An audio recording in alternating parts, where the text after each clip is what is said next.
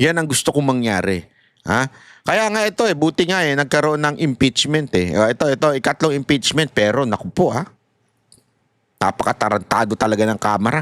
Hindi tinanggap yung walang kwentang impeachment na 15 pages na di umano allegedly sabi ni Erice at sabi ng News 5 na ito daw abogado na nagsampa ng unang impeachment ay abogado daw ni First Lady. Okay? Sabi ni Erice yan. Ha? At yung yung congressman na para nag-endorse ay isa namang daw kaalyado din ni Marcos. So sinasabi nga yung first impeachment di umano ay basura. 'Di ba? Ngayon, may sumunod, may second and third, 'di ba? I think yung second do sa Makabayan Block Yung third, etong wag na natin pag-usapan yung sa Makabayan Bank, mga walang kwenta yung mga yan, mga salot sa lipunan yan. Etong pag-usapan natin yung ikatlo, kasi hindi tinanggap. Namimili. Yung sa Makabayan Block, hindi rin tinanggap. Ang talagang tinanggap lang yung una. Gago! Kaninang umaga, nagkaroon kami ng pag-uusap ng mga kasama sa Makabayan Block na banggit na sa amin na opisyal na hindi tinanggap yung kanilang impeachment complaint.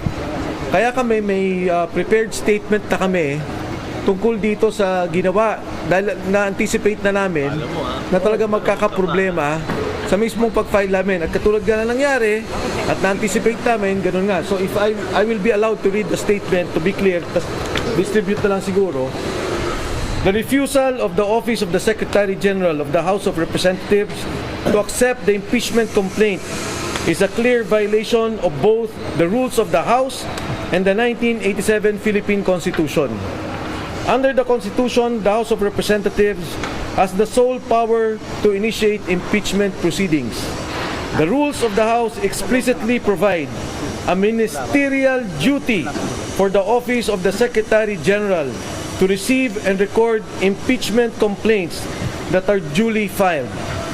There is no discretion given to the Secretary General to reject, screen, delay, or block such filings. By refusing to accept the complaint, the office effectively usurps the constitutional authority of the House itself and denies the Filipino people their only lawful mechanism to raise grievances against a sitting president. If I may repeat that, by refusing, it denies the Filipino people their only lawful mechanism to raise grievances against a sitting president. Impeachment is not a political favor. It is a constitutional right. It is the only formal process through which citizens, through their representatives, can seek accountability from the highest official. Alam mo, seryoso to This is a serious matter. Kasi tama This is the only legal way to remove a president by the people. Di ba? Through impeachment. Pero bakit ginaganito nila? Bakit po nila ginaganito ang siste? Di ba? I mean, kayo nga inantay nyo pa yung pang-apat Lahat, inano nyo Talagang, tinambay nyo. Sige, tambay muna dyan. Tapos itong pang-apat, yun ang pinili ninyo. Bakit ito? Hindi nyo tinatanggap, di nyo man lang tinignan, talagang dininay ninyo. That's not right. Ano to? Talagang kontrola. Ito, napapagalataan tuloy na kontrolado ng papresidente ang Kamara. Di ba? Napaka-obvious. Mga kababayan, this is not right. Dapat talaga malinaw itong ginagawa ng gobyernong ito. Dapat to itinatanggap yan. Yan ay karapatan namin. Hindi po ito privilege. Hindi ito para bagang option. Hindi. Dapat tanggapin yan. Whether you like it or not, you have to accept it.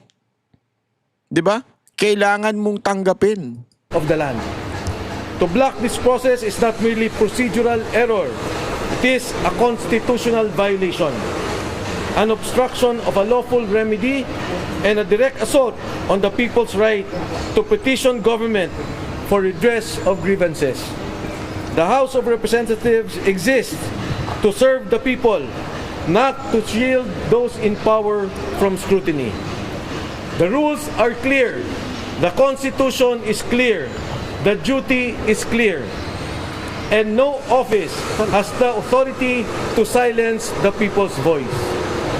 Maraming salamat po at magandang hapon sa inyong lahat. If I may distribute this. Meron ako idadagdag, sandali lang, dadagdag ko lang. Yung impeachment complaint is actually a people's complaint. Yun lang. So, hindi kailangang pigilan ang reklamo ng taong bayan. It's a people's complaint. It's a constitutional process na nasa constitution natin na pinoprovide para sa ating lahat. Ako naman, wala na akong idadagdag. Okay na yun. Yung masasabi nila hindi tinanggap yung impeachment complaint. Hindi tinanggap. Hindi, yun nga, sa hindi pagtanggap nila, it is not only a violation of the rules, but of course of the Constitution. At ang mas mahalaga, ito lang kasi ang paraan ng taong bayan na magreklamo sa nakaupong Pangulo. Hindi ka pwedeng mag-file sa ombudsman. Hindi ka pwedeng mag-file sa korte.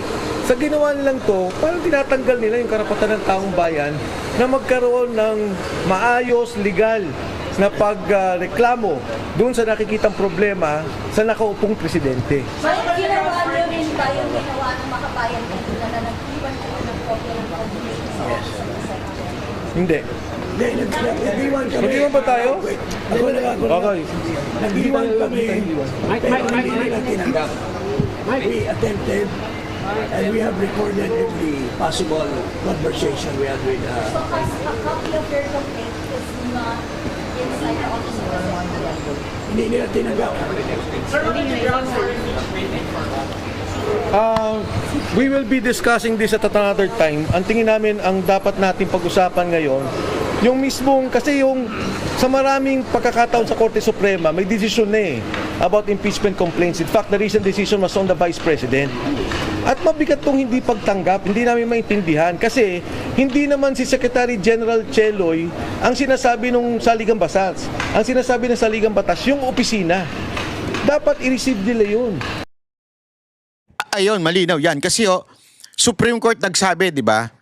Kasi nga ginawa ng inantay yung pang-apat na impeachment complaint. Di ba? Remember? Inantay. Ang sabi ng Supreme Court, kaya nga invalid yung inakyat sa Senado because inantay nyo pa. Dapat agad-agad kasi yun ang sinabi ng batas, agad-agad i-transmit. Pag natanggap, transmit, hindi antay. Dito pa lang, hindi na tinanggap. Anong ibig sabihin? Alam mo, dapat talaga tumakbo sa Supreme Court itong mga matitikas na abogado na to, lalo na dito kay, syempre to si Atty. Topacio. Oy, congratulations Atty. Topacio ikaw ay formal nang nanumpa sa PDP. Tatakbo ka bang senador? Baka mag-away kay ni Lacson. At ito syempre, ito si Mike Defensor, idol din natin yan. Idol din natin yan.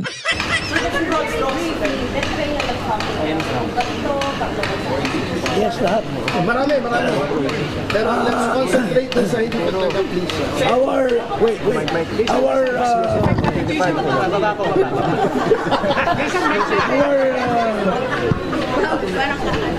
Kasi ako pause eh. Our impeachment complaint encompasses almost all the grounds except for treason and bribery, I guess. But culpable violation of the Constitution, betrayal of public trust, graft and corruption, high crimes. These are all embodied in our complaint against Marcos Jr. Ano yung offenses, sir? Offenses. Ano yun? Sa ngayon, we will call for a press conference tomorrow Press con kami para i-discuss yung details. Pero sa ngayon yun yung statement namin, ang hindi pagtanggap nito, pati yung endorser, kasi may endorser kami nandito. Pero siyempre, tatlo. Siyempre, nung nakita namin, nung na-inform kami ng Makabayan Black, and may mga kasama tayo sa Committee on Rules dun sa nangyari, medyo nagulat na kami. In fact, nakita nyo naman, mali-malita yung dala namin. Pero kung ganito yung mangyari, napakapangit naman. Hindi maganda. Sigurado kami, yung first impeachment complaint is a scam complaint. At yung Makabayan Block, genuine complaint yun. Sinusuportahan din namin yun. Yung complaint namin is a genuine complaint, full of evidences, dapat tinanggap ng Kongreso. Babalik pa kayo dito sa Monday? Hindi kami babalik. Sorry ba, sir? Huwag ka muna mag-conclude. More or less 3. Ayaw ni Jing ako mag-conclude. Pero pag-isipan pa namin. Pero as of now, dapat it should have been accepted, period. Tama. No, they're not. No, they're not. Sir, ilan ang complainants at sino-sino? For the record. Ang mga complainants... Oh, yes, please. Lipat lang muna. Wait lang. Ay! Tanggulo nyo ah!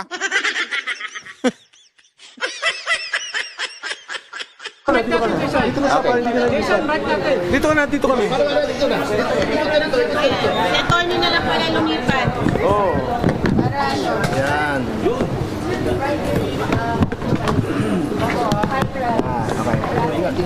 The complainants in this case entitled in the matter of the impeachment of Ferdinand R. Marcos Jr., President of the Republic of the Philippines, Manuelito de los Reyes Luna, yours truly, Jacinto B. Paras, Ferdinand S. Topacio, Michael T. Defensor, Harold Respicio, Mary Catherine Diaz Binag, and Virgilio R. Hoy, Mary! Mary pala pangalan mo ah! Kati, di mo sinasabi sa akin. Garcia. David Simpson. What is? We are not supporters of the president. We of the vice president.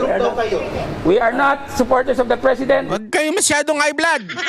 Hindi, joke lang. but we respect the office of the vice president because he's the elected official of the land, second highest official of the land.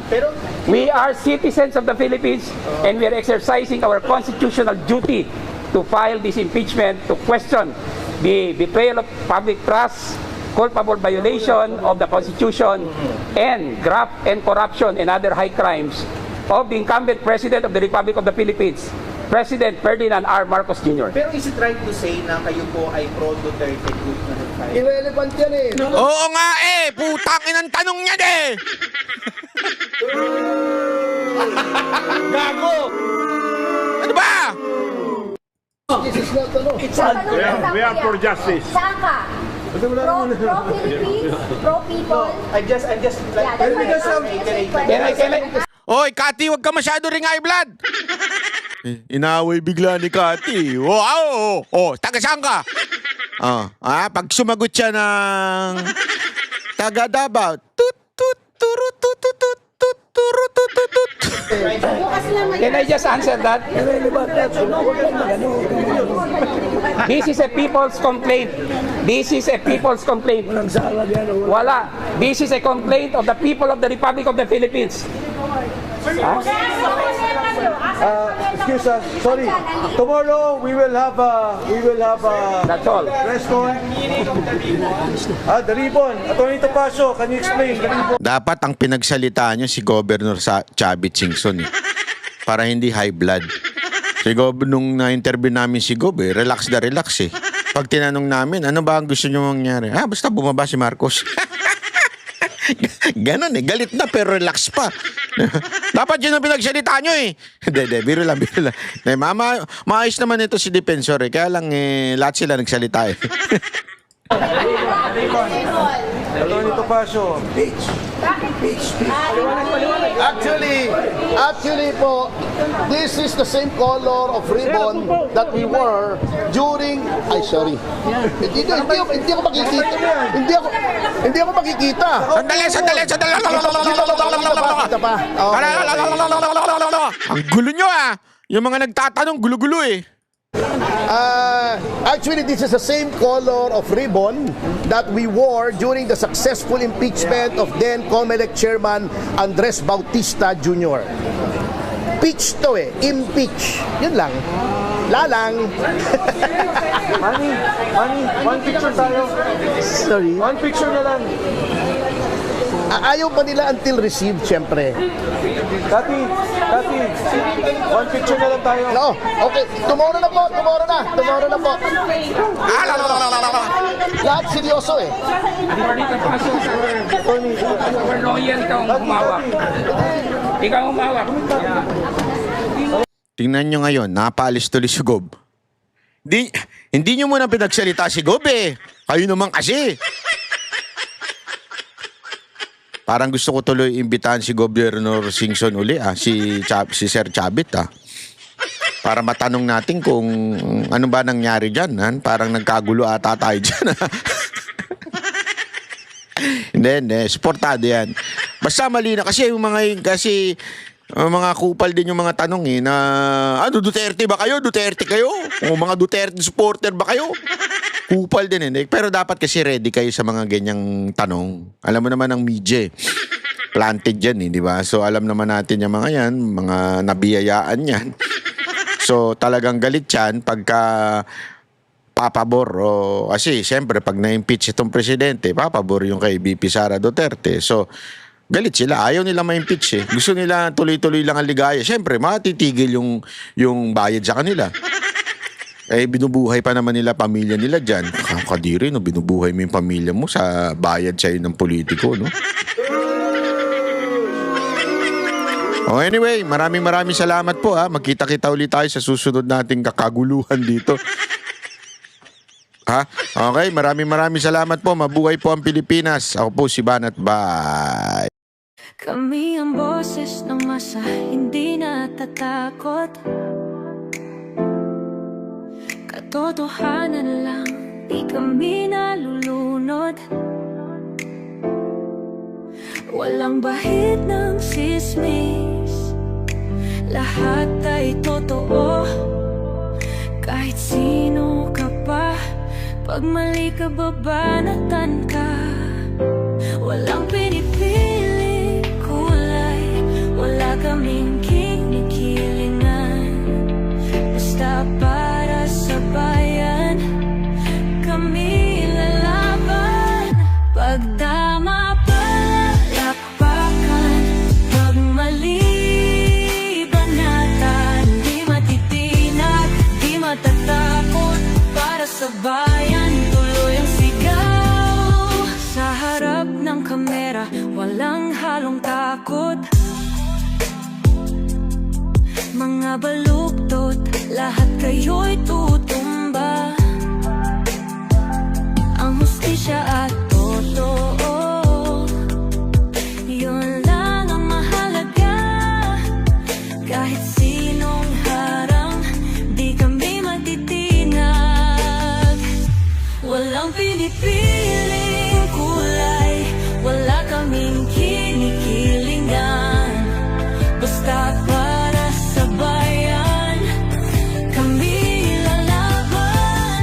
Pag tama palakpakan, pag mali banatan. Di matitinag, di matatakot, para sa bayan tuloy ang sigaw. Kung nasa tama ka, ikaw ay aming kasama. Pero pag mali ka, handa ka na bang mabasag? Banateros kami, walang inuunan. Dahil bayan muna, bago ang sarili.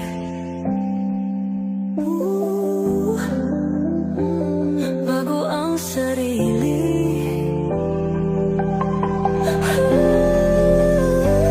Pag tama palakpakan,